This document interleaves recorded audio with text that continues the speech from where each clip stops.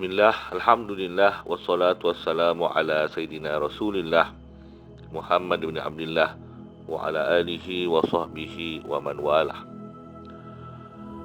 Syukur ke atas Allah Subhanahu wa taala atas anugerah taufiknya, hidayah yang Allah berikan kepada kita. Ada keinginan untuk terus berpuasa pada bulan Ramadan dan ada kekuatan untuk melaksanakan puasa pada bulan Ramadan yang penuh keberkatan ini. Mudah-mudahan Allah Subhanahu wa taala di samping memberi kita kekuatan untuk melakukan ketaatan, Allah juga memberi kita kekuatan untuk istiqamah dalam melakukan ketaatan, dan Allah Subhanahu wa taala menerima ibadah yang kita lakukan. Ibadah puasa dengan lapar dan dahaga, dengan segala kepenatan yang kita hadapi, ianya merupakan suatu perkara yang besar di sisi Allah Subhanahu wa taala. Sebagaimana diingatkan di dalam hadis Nabi sallallahu alaihi wasallam yang sering kita dengar pada bulan Ramadan, iaitu ibadah puasa ialah untukku, kata Allah Subhanahu wa taala, wa ana ajzi bih, dan akulah yang akan mengganjarkan pahala ibadah itu. Kerana apa? Kerana ibadah puasa ibadah yang tidak ada bentuknya, tidak ada suratul ibadah, tidak ada rupa ibadahnya. Kerana ibadah puasa ialah ibadah meninggalkan. Ibadah yang meninggalkan ini, Allah lebih tahu orang yang mana yang lebih susah dalam meninggalkan apa yang Allah perintahkan untuk ditinggalkan. Maka kerana itu, tidak semua orang lapar di tahap yang sama, tidak semua orang di tahap susah yang sama. Mungkin orang yang beribadah puasa dalam aircon misalnya, tidak sesusah orang beribadah puasa di tengah-tengah terik matahari misalnya. Bukan semua orang beribadah dengan tempoh masa yang sama. Ada yang duduk di musim yang masa siangnya lama lebih daripada orang yang puasa pada masa yang pendek sahaja, kerana siangnya lebih pendek berbanding malamnya.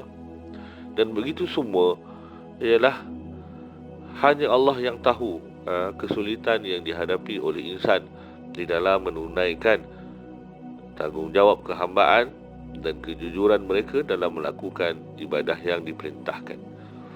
Bukan itu saja, ibadah puasa memberi pulangan yang besar kepada diri insan sebagai suatu perisai. Bagaimana diingatkan dalam hadis Nabi SAW tentang anak-anak muda. Apabila sudah ada kemampuan, maka hendaklah anak muda itu berkahwin. Tetapi kalau anak muda itu tidak mampu berkahwin, maka hendaklah dia berpuasa, kerana puasa itu baginya seumpama perisai. Apa itu perisai yang dimaksudkan oleh Nabi SAW?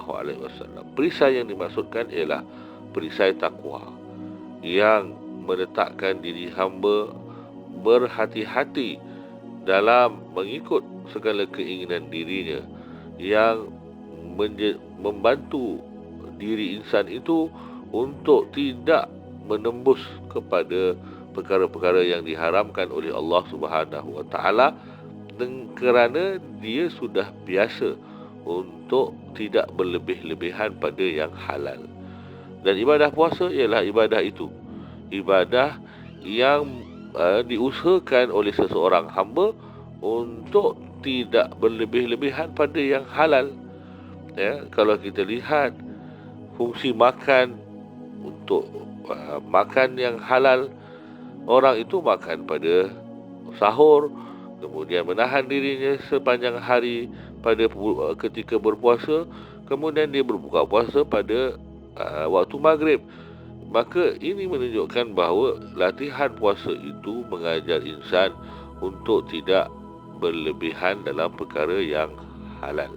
Maka ibadah yang mendidik manusia untuk tidak berlebih-lebihan pada benda yang halal akan membawa manusia untuk lebih sensitif terhadap benda-benda yang haram, lalu lebih berusaha untuk menjauhi perkara-perkara yang diharamkan oleh Allah Subhanahu wa taala.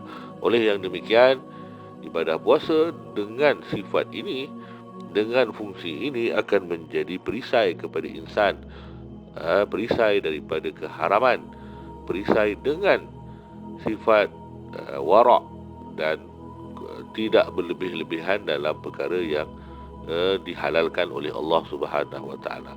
Ini adalah suatu ibadah yang lumayan, ibadah yang benar-benar memberi kita suatu kepuasan dalaman kerana berjaya kita merungkai hubus syahwat dalam diri kita yang merupakan ujian dan fitnah kepada sebahagian besar manusia, iaitu cinta kepada syahwat dan keseronokan fizikal semata-mata.